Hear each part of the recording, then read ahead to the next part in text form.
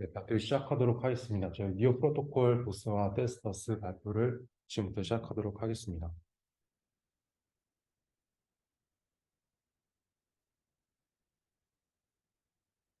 네, 저희 개요는 크게 보스와 테스터스 중점으로 설명해 드릴 건데요.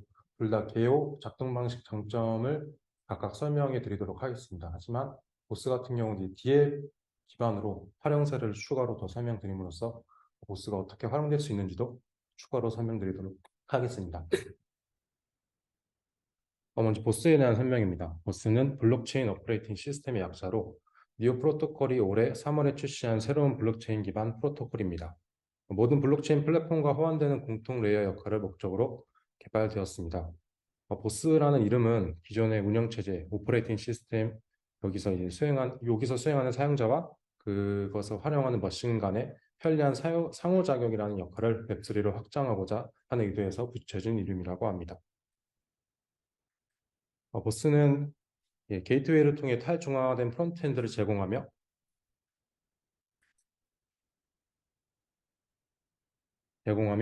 컴포넌트를 사용해서 프론트엔드 앱을 구축하고 다양한 블록체인과 상호작용할 수 있는 기능을 제공합니다. 이를 통해 보스는 보안성, 컴포저빌리티, 호환성을 사용자에게 제공하며 탈중앙화된 프론트엔드 개발 환경을 구축해서 블록체인 어플리케이션 개발을 더 투명하고 간소화하고 유연하게 만들어줍니다.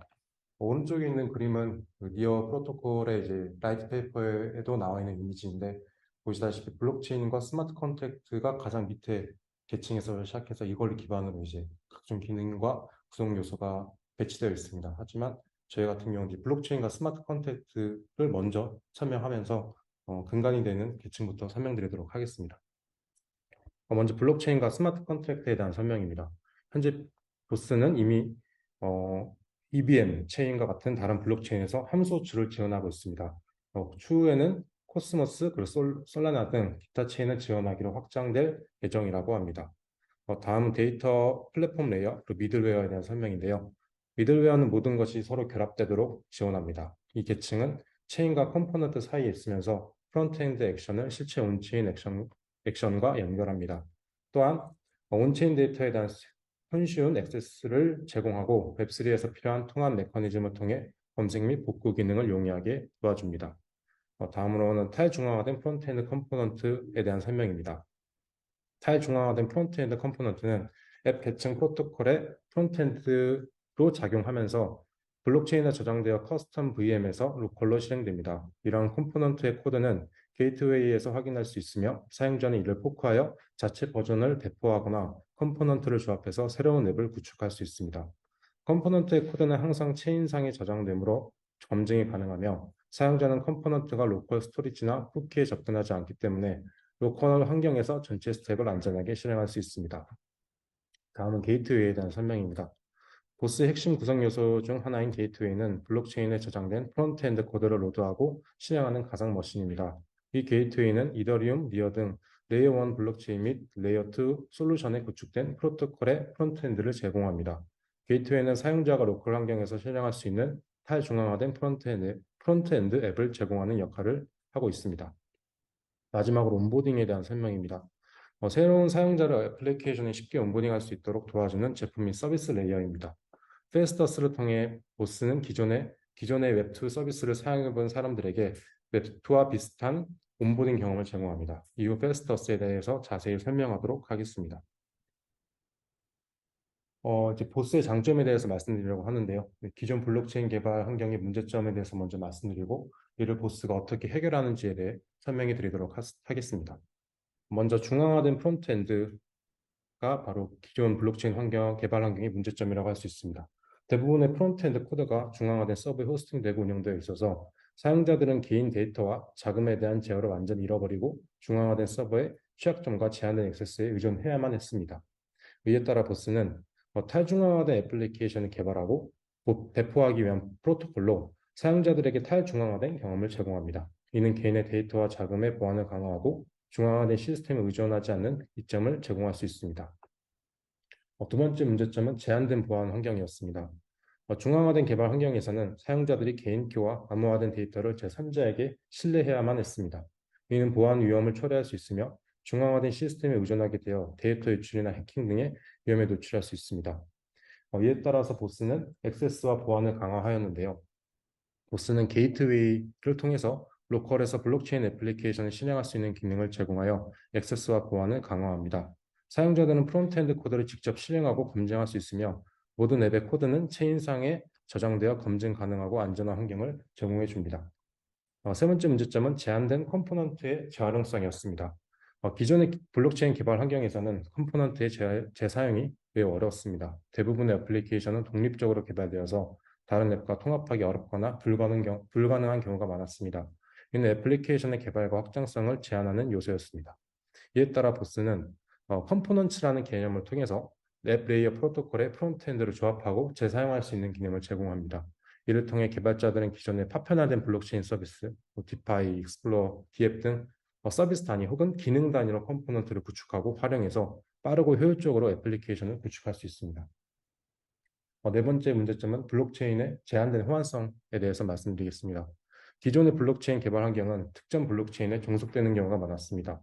개발자들이 다른 블록체인을 활용해서 어플리케이션을 개발하는 데 제한을 가했고 다양성과 유연성을 제한하는 요인이 되었습니다. 이에 따라 보스는 다양한 블록체인과 호환되며 다른 블록체인에 대한 함수 호출이 가능하도록 기능합니다. 이는 개발자들이 다양한 블록체인을 활용해서 애플리케이션을 개발할 수 있도록 유연성을 제공해 줍니다. 마지막으로 복잡한 개발 프로세스에 대해서 말씀드리겠습니다. 기존의 블록체인 개발 환경은 배포 및 개발 프로세스가 복잡하고 번거로웠습니다. 스마트 컨트랙터를 배포하고 프론트엔드와 상호작용을 구축할 때 많은 시간과 기술적인 노력이 필요했습니다. 이에 따라 보스는 개발자들에게 친숙하고 쉬운 개발 환경을 제공해줘서 빠른 배포와 구축을 위한 도구와 기능들을 제공하고 적은 시간과 노력으로 어플리케이션을 개발할 수 있도록 도와줍니다. 다음 이제 보스의 활용 사례로 디앱 위주로 설명드리려고 합니다. 저희가 드리려고 하는 디앱은 이제 민트 베이스와 이제 파이크 스픽이라는 디앱인데 실제로 보스의 그 유니버스 서치에서 컴포넌츠를 검색이 되고 그 컴포넌츠를 통해서 활용하고 있는 사례를 저희가 직접적으로 이제 가져와서 설명드리려고 합니다. 첫 번째 민트 베이스라는 마켓플레이스입니다. 보시는 바와 같이 니어 보스에서 동작하는 NFT 마켓플레이스고요. 보스로 구축됐으므로 다른 개발자가 원하면 그 어디에도 내장되어 재사용될 수 있습니다. 만약 이 마켓플레이스를 게임에 빌트인하면 플레이어가 게임을 떠나지 않고도 게임 내 NFT를 쉽게 거래할 수 있도록 합니다. 두 번째 사례는 파이크스픽이라는 툴입니다. 파이크스픽은 온체인 데이터에 대한 분석을 위해 대시보드를 제공하는 도구입니다. 니어 프로토콜 위에 실제하는 실시간 데이터를 제공해서 사용자가 데이터를 활용하는 데 있어서 큰 편의성을 제공해 줍니다. 개발자는 이를 포크해서 자신만의 맞춤형 체인 데이터를 생성할 수 있다고 합니다. 네, 이제 다음은 페스터스에 대한 설명을 태희님께서 해주시겠습니다. 자리 바꾸실까요?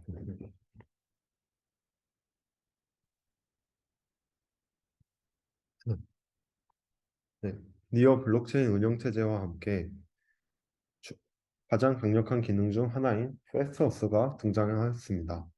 페스터스는 BOS 사용자들이 손쉽게 웹3에 온보딩 할 수 있는 경험을 누릴 수 있으며 새로운 비밀번호나 암호화폐를 구매할 필요 없이 BOS에 대한 모든 앱에 대한 계정을 쉽게 생성할 수 있습니다. 개발자는 페스터스를 이용해서 새로운 컴포넌트와 앱을 가장 쉽고 빠르게 이용해 볼 수 있습니다.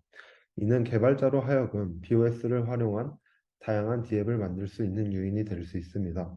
결과적으로 페스터스는 신규 사용자의 웹3 온보딩 문턱을 크게 낮추고 수십억 명의 웹2 사용자를 웹3 공간으로 끌어들일 수 있는 문을 여는데 중요한 역할을 하게 될 것입니다. 페스터스의 작동 방식에는 5가지 정도가 있는데요. 먼저 페스터스의 가장 쉬운 가입 절차입니다. 사용자는 생체 인식, 지문, 페이스 아이디, 이메일 등을 이메일 등을 이용해서 계정을 등록할 수 있습니다. 사용자는 이메일 주소를 기반으로 자동 생성되고 사용자 지정 가능한 사용자 이름을 받습니다. 그 다음은 페스터스는 기존 암호키를 이용해서 예를 들면 애플 아이디, 구글 아이디를 활용해서 손쉽게 로그인할 수 있습니다. 사용자는 암호키를 통해 호환될 수 있는 모든 장치에서 생체 인식을 사용해서 간편하게 로그인을 할 수도 있습니다. 그 다음은 사용자 등록에 사용된 이메일로 SS 로그인 프로세스를 통해 계정을 쉽게 복구할 수 있습니다. 계정 복구는 다자간 계산을 통해 분산되며 단일 관리인에게 전체 액세스키에 대한 관리 액세스 권한을 부여하지 않습니다. 그 다음은 패스어스에서 사용자는 무료로 계정을 등록하고 생성할 수 있습니다. 이는 사용자로 하여금 니어 위에 구축되어 있는 D앱을 이용할 때 가스비 부담 없이 이용할 수 있게 도와줍니다. 이때 사용자가 부담해야 될 가스비는 D앱 개발자 혹은 타인이 부담하는 구조이고 니어에서 신규 사용자는 니어 코인을 구매할 필요 없이 소셜 기능과 상호작용을 할 수 있습니다. 다음은 패스어스 계정 생성 절차입니다. 먼저 유저가 패스어스를 통해 키 생성 요청을 보냅니다. 그 다음에 패스어스에 해당하는 SDK에서 지갑 생성 코드를 실행하게 됩니다. 이제 유저는 이메일과 이름에 쓰이는 계정의 이름을 등록하게 됩니다.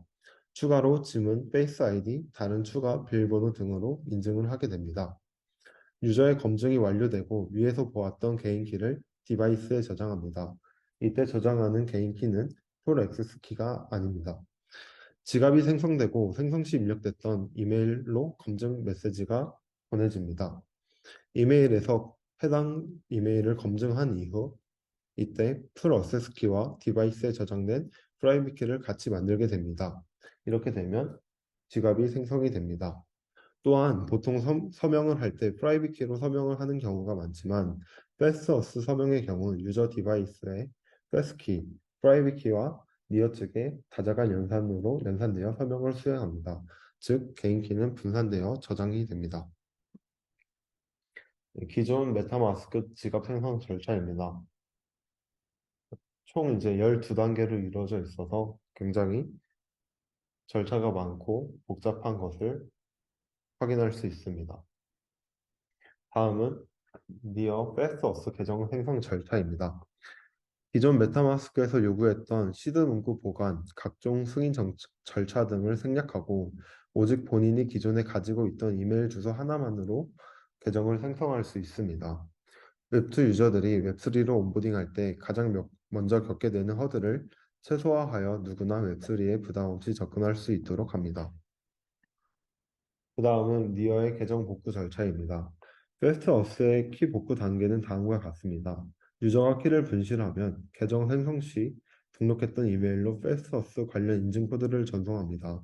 이렇게 되면 복구된 키가 복구되고 복구가 된 키로 암호화된 키를 해독하게 됩니다. 그 다음에 키를 전달하게 되고 그렇게 되면 키가 복구가 됩니다. 그렇게 되면 다시 복구된 키가 보이게 되고 키를 초기화하여 해당 키를 변경할 수 있습니다. 다음은 가스비 없이도 D앱을 이용하게 할 수 있게 해주는 니어만의 기능에 대해서 알아보겠습니다. 수수료 없이 서비스 이용을 가능하게 하는 기술들이 총 크게 두 가지가 있는데요. 패스트, 아, 패스터스의 경우 두 가지 기술을 통해서 유저는 가스비 없이 트랜잭션을 보낼 수 있게 됩니다. 크게 펑션 콜키와 메타 트랜지션, 즉 릴레이어를 이용하는 기능들이 있는데요. 먼저 펑션 콜키를 이용해서 대납을 해주는 프로세스를 살펴보겠습니다. 대납 계정이 펑션 쿨키를 유저에게 줌으로써 해당 유저는 해당 액션에 해당하는 D앱의 서비스를 가스비 없이 이용할 수 있습니다. 프로세스는 다음과 같습니다. D앱의 가스비를 후원해주는 어카운트 1, 즉 대납 계정이 펑션 쿨키를 유저에게 부여합니다. 유저가 펑션 쿨키에 해당하는 액션을 수행하게 되면 D앱 측에서 블록체인 네트워크에 유저 액션에 해당되는 트랜잭션을 전송하게 됩니다. 이때 가스피를 D앱 측에서 납부하게 됩니다. 다음은 메타 트랜지션과 릴레이어를 통한 대답 프로세스에 대해서 자세히 알아보겠습니다. 메타 트랜지션은 간단하게 오프체인에서 대신 서명해 줄 수 있도록 트랜잭션 내에 실질적인 트랜잭션 정보를 넣은 형태입니다. 각 플레이어들에 대한 정의를 내리고 시작하겠습니다. 먼저 유저는 요청을 보내는 사람입니다. 그 다음 릴레이어는 제3자, 즉 돈을 내주는 사람입니다. 그 다음은 딜리게이트 액션입니다. 딜리게이트 액션은 돈을 내는 사람이 알아볼 수 있는 메타 코드입니다. 또 여기서 나오는 다른 사람이라는 것은 요청을 받는 사람입니다. 먼저 유저는 어떤 작업을 수행할지, 누가 서명하는지에 대한 정보를 딜리게이트 액션에 넣어 생성 후 서명하게 됩니다. 그 후 유저는 서명된 딜리게이트 액션을 릴레이어라고 하는 제3자에게 보내게 됩니다. 이 작업들은 오프체인에서 수행됩니다. 릴레이어가 트랜잭션의 딜리게이트 액션을 랩핑하여 블록체인에 제출합니다. 릴레이어는 이 트랜잭션의 서명자이며 따라서 가스 비용을 지불하게 됩니다. 내부 액션에 토큰 잔액이 첨부된 경우 이 역시 릴레이어가 지불하게 됩니다. 블록체인에서 트랜잭션 내부에 서명된 딜리게이트 액션은 릴레이어 샤드에서 동일하게 서명된 딜리게이트 액션을 가진 액션 리시트로 변환됩니다.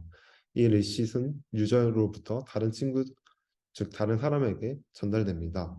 이 사람은 서명된 딜리게이트 액션의 압축을 풀고 유효한 논스 등을 사용하여 유저가 서명했는지 확인합니다.